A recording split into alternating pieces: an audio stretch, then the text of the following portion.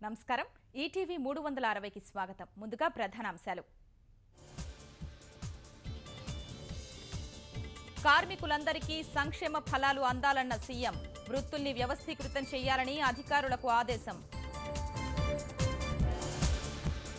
రాజధాని ప్రాంతంలో భూసేకరణకు ప్రభుత్వం ప్రకటన రైతులంతా సహకరించాలని ప్రభుత్వం విజ్ఞప్తి శ్రీకాకుళంలో రసాయనాలతో పండ్లు మగ్గబెడుతున్న వ్యాపారులు అధికారుల తనిఖీల్లో గుర్తింపు హైదరాబాద్ ల్యాబ్కు నమూనాలు కృష్ణా జలాలపై అన్ని పిటిషన్లు ఒకేసారి విచారిస్తామన్న సుప్రీం తెలంగాణ అభ్యర్థనను పరిగణలోకి తీసుకున్న ధర్మాసనం భద్రతా సలహాదారుల భేటీ అజెండా ఏంటో చెప్పండి పాక్కు భారత్ ప్రశ్న హురియత్ నేతల్ని ఎలా కలుస్తారని నిలదీత రాష్ట్ర వ్యాప్తంగా శ్రావణ మాస శోభ ఆలయాలకు పోటెత్తిన మహిళలు